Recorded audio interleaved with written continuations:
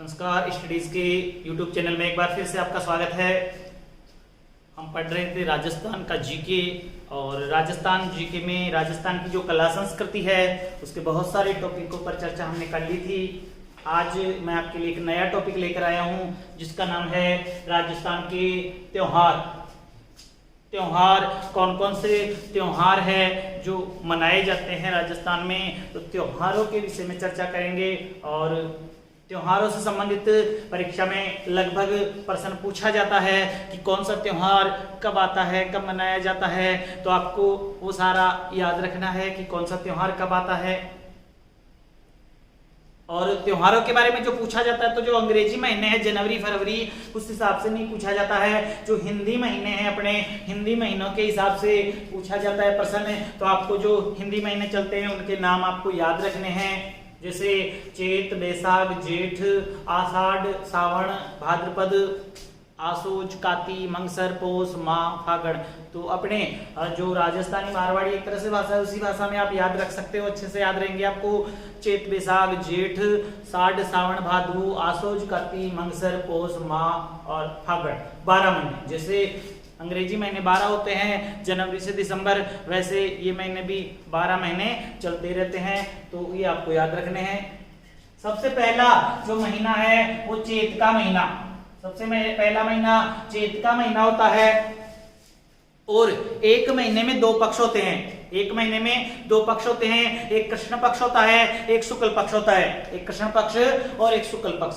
पहले 15 दिन का जो पखवाड़ा होता है, पहले 15 दिन वो कृष्ण पक्ष के होते हैं और अगले 15 दिन शुक्ल पक्ष के होते हैं। याद रखना, एक महीने में 2 पक्ष, एक कृष्ण पक्ष एक शुक्ल पक्ष। पहले 15 दिन कृष्ण पक्ष, फिर 15 दिन शुक्ल पक्ष, उसके बाद में अगला महीना शुरू हो जाता है। तो पहला महीना चैत का है, चैत में पहले कृष्ण पक्ष आएगा। लेकिन नववर्ष की शुरुआत, अपने हिंदू नववर्ष की शुरुआत होती है वो चैत में शुक्ल पक्ष से, क्योंकि हिंदू और रीति रिवाज में पंचांग में काले को अपशकुन मानते हैं, इसलिए सफेद से शुरुआत करते हैं, शुक्ल पक्ष से शुरुआत करते हैं। और नववर्ष की जो शुरुआत है वो चैत्र के महीने में शुक्ल पक्ष से की जाती है। तो शुक्ल पक्ष से अपन शुरू करते हैं। चैत्र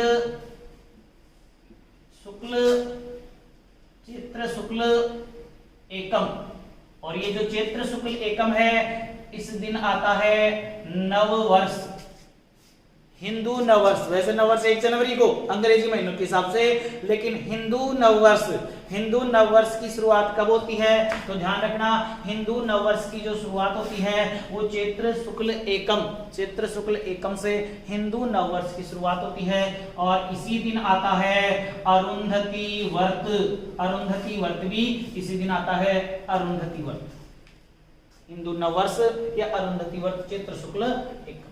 फिर चैत्र शुक्ल पक्ष द्वितीया, और चैत्र शुक्ल पक्ष की द्वितीया को क्या आता है, सिंजारा आता है चैत्र शुक्ल द्वितीया।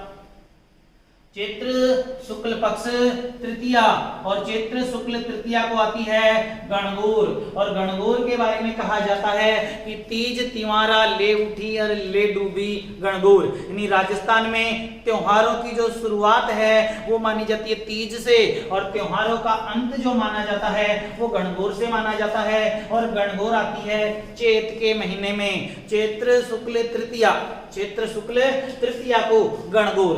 अब गणगौर के लिए आप ध्यान रखना, गणगौर की जो सवारी निकाली जाती है वो जयपुर जिले में। गणगौर की सवारी कहाँ निकाली जाती है, तो जयपुर जिले में निकाली जाती है गणगौर की सवारी। इसके अलावा ध्यान रखना एक गणगौर है धींगा गणगौर। पूछा जाता है धींगा गणगौर कहाँ की प्रसिद्ध है, तो जोधपुर जिले की प्रसिद्ध है धींगा गणगौर। इसके अलावा ध्यान रखना बिना ईसर की गणगौर कहाँ की प्रसिद्ध है, तो ये बिना ईसर की गणगौर है, ये पूजी जाती है कौन से जिले में, जैसलमेर जिले में बिना ईसर की गणगौर। इसके अलावा एक ध्यान रखना आपको गुलाबी गणगौर कहाँ की प्रसिद्ध है, तो ध्यान रखना गुलाबी गणगौर प्रसिद्ध है नाथ द्वारा राजसमंद। ये बातें भी आपको अच्छे से याद रखनी है। चैत्र शुक्ल एकम को नववर्ष, हिंदू नववर्ष की शुरुआत होती है, जिस दिन अरुंधति व्रत आता है। चैत्र शुक्ल द्वितीया को सिंजारा, ये जो सिंजारा है ये एक साल में 2 बार आता है, एक तीज से एक दिन पहले और एक गणगौर से एक दिन पहले। और गणगौर आती है चैत्र शुक्ल तृतीया को गणगौर, और गणगौर की सवारी प्रसिद्ध है, जयपुर जिले की गणगौर की सवारी। दींगा गणगौर कहां पर मनाई जाती है? दींगा गणगौर प्रसिद्ध है जोधपुर की। बिना ईसर की गणगौर जैसलमेर की प्रसिद्ध है, और गुलाबी गणगौर नाथ द्वारा राजसमंद की प्रसिद्ध है। ये भी आपको ध्यान रखना है। इसके अलावा चैत्र के महीने में ही चैत्र शुक्ल नवमी, चैत्र शुक्ल नवमी को आती है राम नवमी, राम जी का जन्मदिन। चैत्र शुक्ल नवमी राम नवमी, तो ये भी आपको याद रखना है, चैत्र शुक्ल नवमी राम नवमी।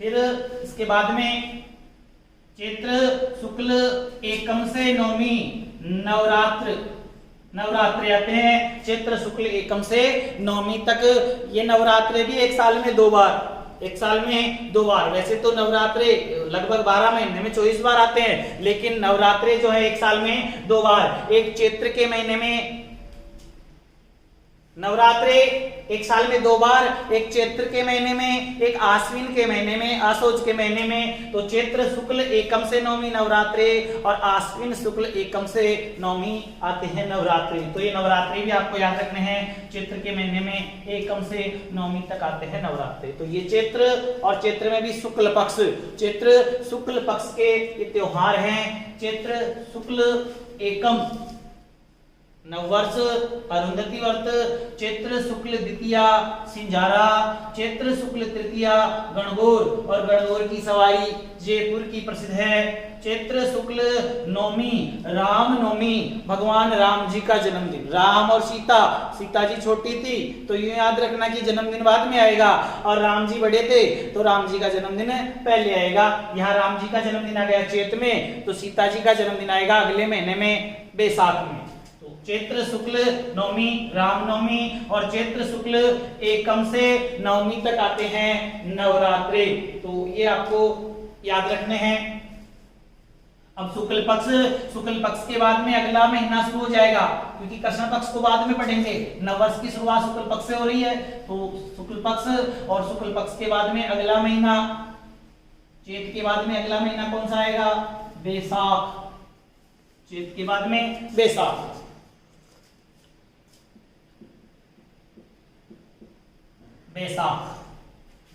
तो बैसाख के महीने में जो त्योहार है, तो बैसाख में पहले कृष्ण पक्ष के, बैसाख के कृष्ण पक्ष में कोई त्योहार नहीं है, तो शुक्ल पक्ष, बैसाख शुक्ल तृतीया, वैशाख शुक्ल तृतीया, और वैशाख शुक्ल तृतीया को आती है आखा तीज। आखा तीज कब आती है? आ चुका है परीक्षा में। आखा तीज कब आती है? तो बैसाख शुक्ल तृतीया को आती है आखा तीज। और आखा तीज से ध्यान रखना, राजस्थान में सर्वाधिक बाल विवाह किस तिथि को होते हैं? आखा तीज को होते हैं। राजस्थान में सर्वाधिक बाल विवाह आखा तीज को होते हैं। और आखा तीज कब आती है? तो बैसाख शुक्ल तृतीया को आती है आखा तीज। ये बात आपको ध्यान रखनी है। बाल विवाह की रोकथाम के लिए 1929 में अजमेर के हरविलास शारदा ने एक एक्ट भी बनाया था, जिसको बोलते हैं शारदा एक्ट। शारदा एक्ट किससे संबंधित है? तो बाल विवाह से संबंधित है शारदा एक्ट, जो अजमेर के हरविलास शारदा ने 1929 में बनाया था, और 1 अप्रैल 1930 से ये पूरे देश में लागू हो गया था। बहुत बार पूछा गया शारदा एक्ट के लिए। शारदा एक्ट किससे संबंधित है? बाल विवाह। बाल विवाह सबसे ज्यादा किस तिथि को? आखा तीज को। आखा तीज आती है बैसाख शुक्ल तृतीया। फिर वैशाख का महीना शुक्ल पक्ष और शुक्ल पक्ष की सप्तमी, वैशाख शुक्ल सप्तमी, और वैशाख शुक्ल सप्तमी को आती है गंगा सप्तमी, गंगा सप्तमी। फिर वैशाख शुक्ल नवमी, और वैशाख शुक्ल नवमी को आती है जानकी नवमी, सीता जी का जन्मदिन, जानकी नवमी, सीता जी का जन्मदिन वैशाख में, वैशाख शुक्ल नवमी। राम जी का पहले आया था चैत के महीने में, चैत्र शुक्ल नवमी, चैत्र शुक्ल नवमी, राम नवमी, और एक महीने के बाद में, एक महीने के बाद में वैशाख शुक्ल नवमी, जानकी नवमी। फिर वैशाख, और वैशाख में पूर्णिमा, वैशाख पूर्णिमा को बोलते हैं बुद्ध पूर्णिमा, वैशाख पूर्णिमा, बुद्ध पूर्णिमा, या इसी को कहा जाता है पीपल पूनम, पीपल पूनम। बुद्ध पूर्णिमा इसको क्यों बोलते हैं? क्योंकि बौद्ध धर्म का सबसे पवित्र त्योहार है ये बुद्ध पूर्णिमा। भगवान बुद्ध का जन्म, भगवान बुद्ध की मृत्यु, निर्वाण की प्राप्ति, और भगवान बुद्ध को ज्ञान की प्राप्ति, भगवान बुद्ध का जन्म, मृत्यु और ज्ञान की प्राप्ति एक ही तिथि को हुई थी, और वो तिथि थी वैशाख पूर्णिमा, वैशाख पूर्णिमा, जिसको बुद्ध पूर्णिमा के नाम से जानते हैं। और ये बुद्ध पूर्णिमा जो है इसी को पीपल पूनम भी कहा जाता है, पीपल पूनम या बुद्ध पूर्णिमा, वैशाख पूर्णिमा। तो वैशाख के महीने में ये 4 अबूझ सावे माने जाते हैं। अबूझ सावे ने किसी को बूझने की आवश्यकता नहीं है, बिना पंडित जी से पूछे शादी का मुहूर्त तय किया जा सकता है इन सावों में। तो याद रखना, वैशाख शुक्ल तृतीया आखा तीज, वैशाख शुक्ल सप्तमी गंगा सप्तमी, वैशाख शुक्ल नवमी जानकी नवमी, और वैशाख पूर्णिमा बुद्ध पूर्णिमा या पीपल पूनम।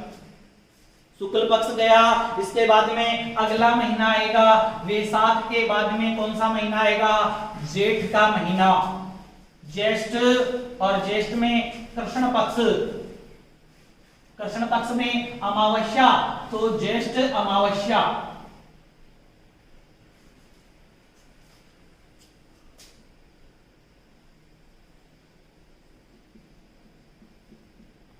ज्येष्ठ अमावस्या, और ये जो ज्येष्ठ अमावस्या है इसको बोलते हैं बड़मावस, बड़मावस। वट वृक्ष की पूजा, बरगद के पेड़ की, बरगद के पेड़ की पूजा की जाती है बड़मावस को। और बड़मावस कब आती है? तो ज्येष्ठ अमावस्या, ज्येष्ठ अमावस्या को आती है बड़मावस। याद रखनी ये बात आपको, ज्येष्ठ अमावस्या कब आती है, सॉरी बड़मावस कब आती है? तो ज्येष्ठ अमावस्या को बड़मावस। फिर जेठ का महीना, ज्येष्ठ और शुक्ल पक्ष, ज्येष्ठ शुक्ल एकादशी, ज्येष्ठ शुक्ल एकादशी। और ज्येष्ठ शुक्ल एकादशी को कौन सा त्योहार आता है? तो याद रखना निर्जला एकादशी, निर्जला एकादशी व्रत, निर्जला एकादशी का जो व्रत आता है वो ज्येष्ठ शुक्ल एकादशी को आता है। इसको यूं याद रख सकते हैं कि सबसे ज्यादा गर्मी पड़ती है जेठ के महीने में, सबसे ज्यादा गर्मी जेठ के महीने में, जेठ की दोपहरी में गर्मी पड़ती है तो सबसे ज्यादा गर्मी जेठ के महीने में। और जब गर्मी पड़ेगी तो प्यास लगेगी, प्यास लगेगी लेकिन पानी नहीं पिएंगे। क्यों नहीं पिएंगे? क्योंकि उपवास व्रत है इस दिन। कौन सा? निर्जला एकादशी का उपवास है। तो निर्जला एकादशी याद रखना, निर्जला एकादशी जल नहीं पीना है, निर्जला एकादशी ज्येष्ठ शुक्ल एकादशी। तो ये दोनों जेठ के त्योहार याद रखना, ज्येष्ठ अमावस्या बड़मावस और ज्येष्ठ शुक्ल एकादशी निर्जला एकादशी। इसके बाद में शुक्ल पक्ष अगला महीना आ गया। जेठ के बाद में कौन सा महीना आएगा? आषाढ़, आषाढ़, साढ़ भी बोलते हैं, आषाढ़ बोलते हैं। तो आषाढ़ का महीना, और आषाढ़ के महीने में कृष्ण पक्ष में कोई त्योहार नहीं है। शुक्ल पक्ष आषाढ़ शुक्ल एकादशी, आषाढ़ शुक्ल एकादशी। और आषाढ़ शुक्ल एकादशी को आती है देवशयनी एकादशी, देवशयनी एकादशी। यानी देवता सो जाते हैं। और देवता सोते हैं कितने दिनों के लिए? लंबे टाइम के लिए, 4 महीने के लिए। 4 महीने के लिए देवता सो जाते हैं। देवउठनी एकादशी को वापस उठते हैं, वो देवता सो जाएंगे किस दिन? आषाढ़ शुक्ल एकादशी। आषाढ़ शुक्ल एकादशी जिसको बोलते हैं देवशयनी एकादशी, यानी देवता इस दिन 4 महीने के लिए सो जाते हैं। समाज में, देश में, विश्व में, पृथ्वी पर 2 चीजों का महत्व बहुत अधिक माना गया है, एक देवता, एक गुरु का। तो यहाँ देवता सो गए तो गुरु जी जाग जाएंगे। इसके तुरंत बाद आएगी गुरु पूर्णिमा, आषाढ़ पूर्णिमा। आषाढ़ पूर्णिमा, और आषाढ़ पूर्णिमा को बोलते हैं गुरु पूर्णिमा। गुरु पूर्णिमा कब आती है? तो आषाढ़ पूर्णिमा को आती है गुरु पूर्णिमा। ये आ चुके हैं पर्सन, अच्छे से याद रखना। त्योहार बहुत सारे हैं आपके, लेकिन अगर देखा जाए तो रोजाना ही कोई ना कोई त्योहार होता है, लेकिन परीक्षा की दृष्टि से जो भी इंपॉर्टेंट त्योहार हैं, जो परीक्षा में आ चुके हैं या आने की संभावना है, वो मैं आपको बता रहा हूं। तो याद रखना, आषाढ़ शुक्ल एकादशी देवशयनी एकादशी, यानी देवता 4 महीने के लिए सो जाते हैं। और आषाढ़ पूर्णिमा, आषाढ़ पूर्णिमा को आती है गुरु पूर्णिमा। आषाढ़ के बाद में अगला जो महीना आता है वो आता है श्रावण। श्रावण, और श्रावण कृष्ण पक्ष आएगा पहले, श्रावण कृष्ण, और श्रावण कृष्ण पंचमी। श्रावण कृष्ण पंचमी, श्रावण कृष्ण पंचमी को आती है नाग पंचमी। नाग पंचमी याद रखना, नाग पंचमी कब आती है? तो श्रावण कृष्ण पंचमी, फिर श्रावण कृष्ण नवमी, और श्रावण कृष्ण नवमी को आती है, श्रावण कृष्ण नवमी को आती है नेवला नवमी। नेवला नवमी, फिर श्रावण अमावस्या, और श्रावण अमावस्या को आती है हरियाली अमावस्या।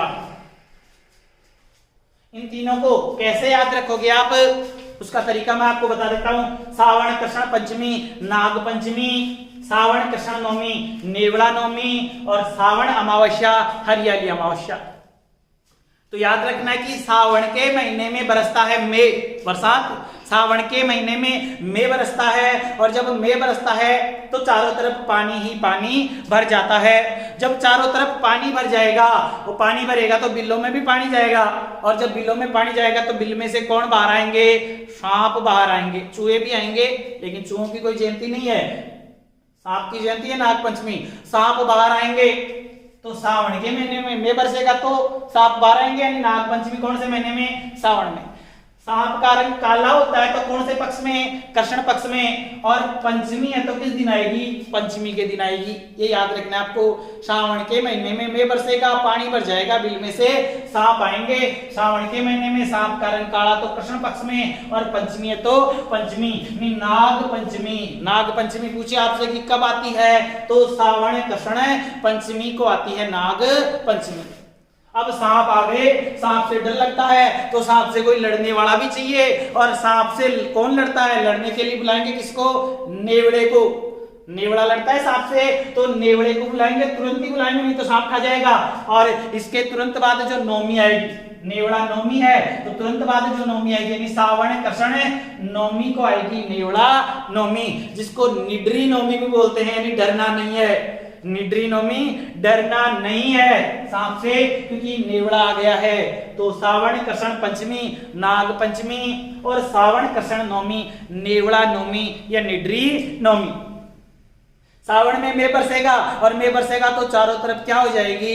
हरियाली ही हरियाली हो जाएगी। यानी सावन अमावस्या को आती है हरियाली अमावस्या। अमावस्या तो ये भी अमावस्या, हरियाली अमावस्या है, तो कौन से महीने में आएगी? सावन के महीने में आएगी।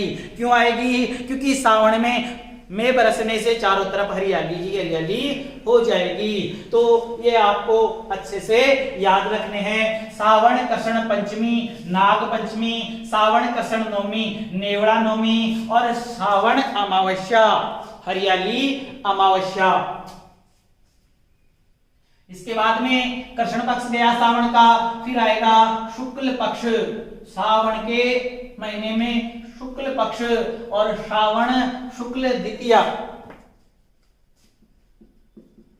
श्रावण शुक्ल द्वितीया और श्रावण शुक्ल द्वितीया को क्या आएगा, सिंजारा आएगा, सिंजारा। फिर इसके बाद में श्रावण शुक्ल तृतीया और श्रावण शुक्ल तृतीया को क्या आएगी, छोटी तीज, छोटी तीज आएगी श्रावण शुक्ल तृतीया को। फिर इसके बाद में श्रावण पूर्णिमा और श्रावण पूर्णिमा को आएगी रक्षा बंधन, रक्षा बंधन श्रावण पूर्णिमा को ही बोलते हैं सत्य पूर्णिमा। तो ये बात आपको ध्यान रखनी है। सावन के महीने में शुक्ल पक्ष और सावन शुक्ल द्वितीया को सिंजारा, सिंजारा एक बार पहले भी बताया था मैंने, गणगौर से पहले नहीं, सिंजारा एक साल में 2 बार आता है, एक गणगौर से पहले और एक तीज से पहले। तो सावन शुक्ल द्वितीया सिंजारा, सावन शुक्ल तृतीया छोटी तीज और तीज की सवारी भी जयपुर में निकाली जाती है। सावन पूर्णिमा, इस दिन रक्षाबंधन आती है और इस सावन पूर्णिमा को ही सत्य पूर्णिमा भी कहा जाता है।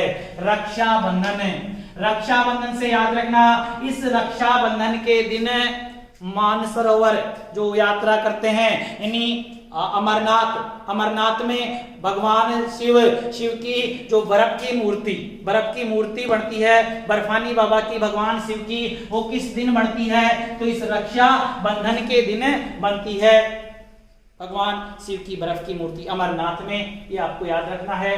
सावन पूर्णिमा जिसको सत्य पूर्णिमा भी कहा जाता है, सावन पूर्णिमा सावन। तो ये कुछ त्योहार हैं जो आपको अच्छे से याद रखने हैं। चैत के हो गए, चैत में भी शुक्ल पक्ष से शुरुआत की है अपन ने, ना कि कृष्ण पक्ष से। कृष्ण पक्ष के सबसे लास्ट में लेंगे क्योंकि नववर्ष की जो शुरुआत होती है वो चैत्र शुक्ल पक्ष से होती है। चैत्र शुक्ल एकम नववर्ष की शुरुआत, एकम से नवमी तक नवरात्रे।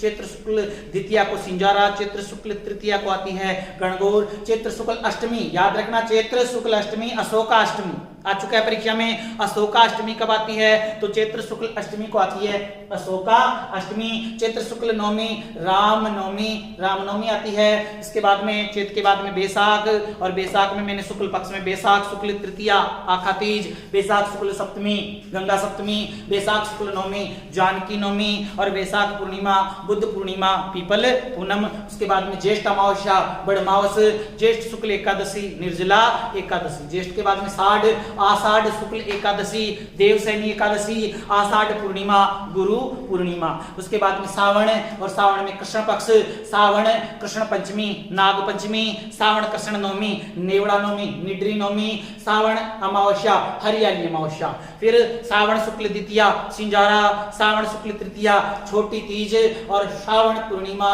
रक्षा बंधन। और ये जो रक्षा बंधन है सावन पूर्णिमा को आता है, इसी को सत्य पूर्णिमा के नाम से भी। सावन के बाद में भादवे का महीना जिसे बड़ा महीना कहा जाता है, और बहुत सारे त्योहार बहुत सारे मेले इस महीने में आते हैं, उनके बारे में मैं आपको नेक्स्ट वीडियो में बताऊंगा। तब तक इन त्योहारों को आप अच्छे से याद करना। धन्यवाद।